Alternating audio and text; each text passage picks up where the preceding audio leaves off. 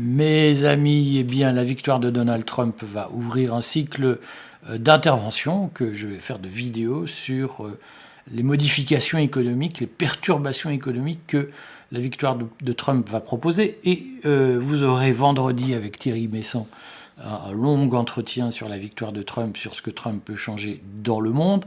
Mais on va aussi s'intéresser aux changements économiques et patrimoniaux. Je vous fais une vidéo patrimoine aujourd'hui sur la fuite des capitaux que Donald Trump a déjà commencé à provoquer hors d'Europe vers les États-Unis, pas que d'Europe d'ailleurs, mais aussi hors d'Europe.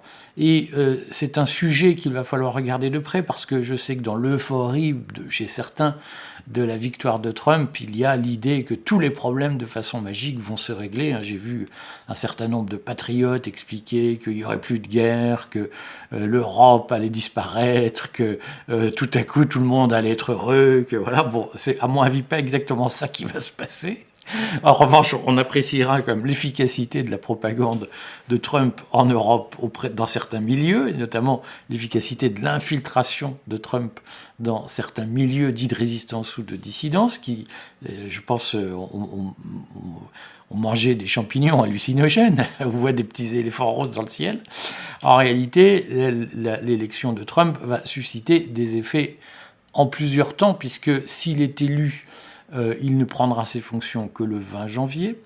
Il a d'ores et déjà annoncé un programme très radical, avec d'abord une baisse de l'impôt sur les sociétés à 15%, ce qui est une mesure qui est à 25%, 21%, 25% aujourd'hui aux États-Unis. C'est-à-dire que le mandat de Trump va commencer par un immense cadeau aux entreprises. Nous, les libéraux, nous nous en félicitons, mais je ne suis pas sûr que tous ceux qui soutiennent Trump en Europe ont bien compris sa stratégie qui est de soutenir les entreprises et de ne pas imposer d'augmentation de salaire, ce qui est un peu l'inverse de ce que beaucoup parmi les souverainistes, entre guillemets, demandent, puisque moi je vois beaucoup de choses chez les souverainistes, qui est plus de sécurité sociale, plus d'État, plus de ceci, plus de cela. C'est tout le contraire que Trump va faire. Bon, enfin, moi je m'en félicite.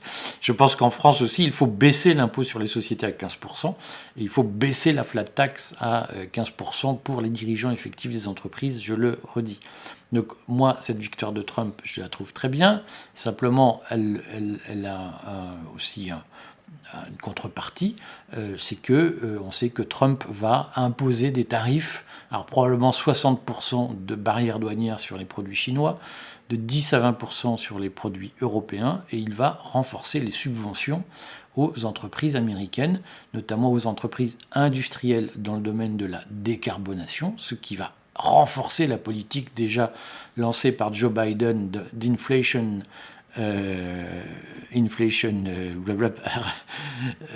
Reduction Act, voilà, la loi sur la réduction de l'inflation, qui est en fait une loi pour subventionner l'industrie américaine et qui a déjà produit beaucoup de désindustrialisation en Europe.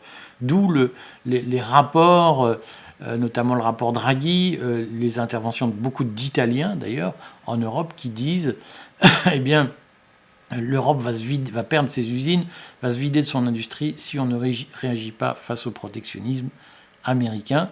Et ça, il faut en avoir conscience. Aujourd'hui, l'Europe gagne de l'argent en vendant ses produits aux États-Unis sans contrepartie. Concrètement, les Américains achètent des Volkswagen et des Porsche, mais nous achetons peu de voitures américaines. Et donc, on voit qu'il y a un terme de l'échange qui est défavorable aux États-Unis. Et ça risque de changer, surtout si Trump attire à lui, comme il l'a annoncé, des entreprises industrielles européennes, notamment des entreprises allemandes. Donc, on va se retrouver avec une tendance au chômage, avec d'une façon ou d'une autre des pannes de croissance extrêmement lourdes, un appauvrissement général de l'Europe. Et aujourd'hui, il y a des voix en Europe, les européistes, dont un certain Enrico Letta, qui est italien, Enrico Letta, qui est proche des milieux de centre-gauche en France, des milieux macronistes, tous ces gens-là disent qu'il faut renforcer l'intégration européenne pour réagir face au déclin que la stratégie de Trump va accélérer.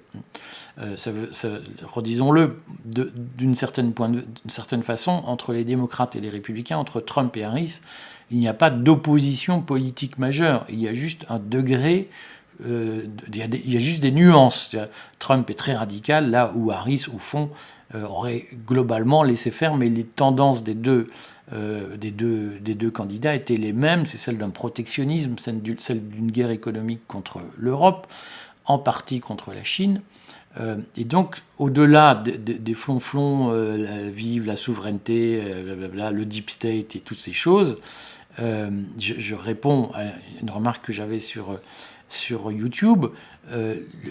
La façon dont Trump a mené sa campagne, les soutiens dont il a bénéficié, notamment de la part, par exemple, du général Flynn ou de Steve Bannon, montrent que, sur le fond, Trump n'est pas un ennemi du deep state. Il en est une partie, même s'il n'en est pas l'incarnation. Trump incarne une partie du deep state américain, qui est effectivement détestée par les néoconservateurs de la côte ouest, de la côte est, pour aller vite, mais Trump n'est pas un ennemi du deep state. Et je vois bien des gens m'ont dit « Ah mais non, mais vous ne le prouvez pas ». Allez voir la fiche Général Flynn, par exemple, et je vais faire une série sur la façon dont Trump a utilisé les réseaux sociaux pour, d'une façon ou d'une autre, infiltrer son monde et faire croire qu'il n'était pas un homme du deep state. Et s'il est vrai qu'il n'est pas un homme du deep state au sens de... il n'est pas un satellite de gens comme Kagan, comme Kastenstein, il est néanmoins soutenu par une partie de l'establishment. On l'a vu dans ses positions sur Israël. Donc, je sais qu'il y a des gens qui refusent de l'entendre et qui disent « Ah ben vous mentez parce que voilà, vous n'apportez pas de preuves ». On va en apporter encore plus. Moi, je vous donne déjà des indices forts sur le fait que Trump a été soutenu d'emblée par l'ancien patron des services secrets de l'armée, des services de renseignement militaire de l'armée américaine, et que d'une façon ou d'une autre, on a bien vu qu'il y avait effectivement deux camps dans le deep state. On le redit, le deep state, c'est pas 10 mecs qui décident pour tout le monde. Ce sont des forces qui animent la vie américaine et qui sont divisés comme les états-majors politiques sont divisés en France. Cette croyance qu'il y a quelques mecs fanatiques dans une secte, c'est une fabrique, c'est une forgerie. On y reviendra, on en reparlera plus complètement. Mais ce qui est sûr, c'est que entre Kamala Harris et Donald Trump, il n'y a pas d'opposition politique fondamentale ni de vision fondamentalement différente du rapport à l'Europe. Simplement, en Europe, il y a des gens qui disent « Trump, c'est l'occasion de se réveiller et il faut une riposte européenne à la stratégie économique et notamment commerciale de Trump ». Et c'est là que je dis « faites attention », c'est que alors que beaucoup imaginent que Trump, c'est la fin de l'Union européenne, en réalité, il n'est pas impossible que l'élection de Trump provoque un renforcement de l'Union européenne. Et là, bye bye le Frexit.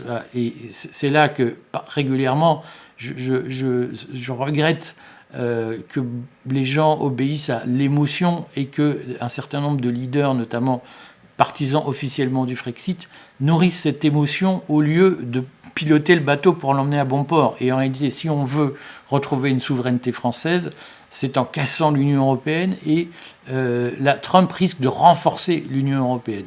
Et donc, je regrette que tout ça ne soit pas dit clairement et qu'on n'avertisse pas les gens sur les choix, les conséquences à long terme des choix qu'on leur demande de faire.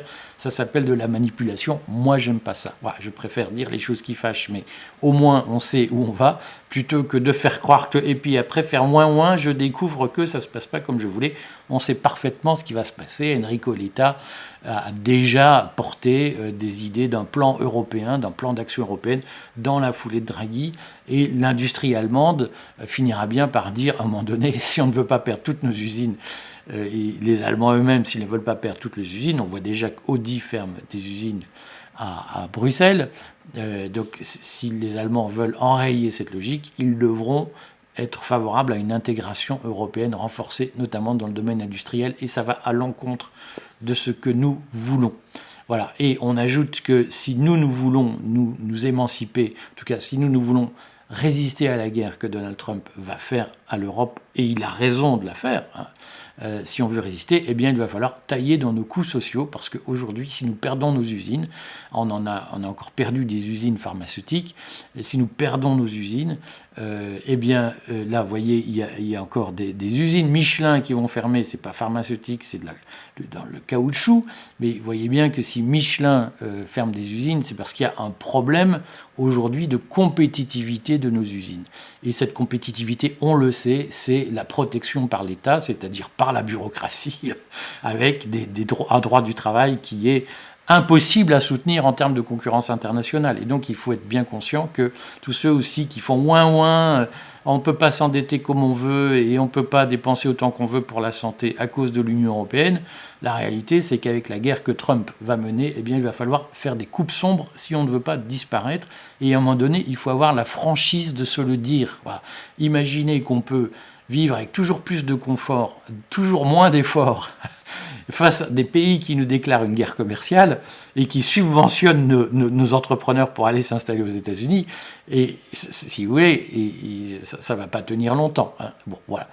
D'ici là, donc, pour des raisons que je vous explique dans la vidéo patrimoine, pour les abonnés, Trump va produire jusqu'au moins au mois de février une fuite de capitaux vers les États-Unis. Il va attirer les capitaux aux États-Unis pour des raisons mécaniques que je vous explique. Et moi, je vous dis, si vous voulez être sûr que nous retrouvions notre souveraineté, eh bien, il faut spéculer sur la ruine de l'Europe et favoriser cette fuite de capitaux. Il faut y participer, gagner de l'argent, parce que ça va vous faire gagner de l'argent. Et je le redis, la meilleure façon de reconstruire ce pays, de retrouver la grandeur de la France, c'est à un moment donné de crever les abcès et de déchirer les mensonges. Voilà. Et donc ce grand mensonge dont on nous bassine, et l'élection de Trump a été l'occasion de le redire avec... voilà, on y reviendra. Le premier mensonge dont nous sommes victimes, nous les souverainistes, c'est l'idée qu'on va pouvoir retrouver notre souveraineté sans effort et en continuant la démence de l'avachissement par les aides sociales. Voilà. Ça, à un moment donné, il faut être clair. Nous rentrons dans une phase où si nous voulons survivre, si nous voulons garder des usines, eh bien, il faut dire aux gens, vous bossez, vous arrêtez de faire grève, vous arrêtez de tomber malade 3 fois par mois, et puis vous arrêtez d'attendre des allocs. Voilà. Et puis vous arrêtez de bosser jusqu'à 62 ans, vous passez à 67 ans, un point c'est tout. Voilà. On n'a pas le choix. Et à un moment donné, il faut l'entendre, il faut arrêter de s'inventer chaque fois des trucs magiques avec des champignons hallucinogènes. Bon, je vous fais une vidéo sur comment vous pouvez vous enrichir en spéculant sur la fuite des capitaux vers les États-Unis que Trump a déjà commencé à provoquer. A tout de suite.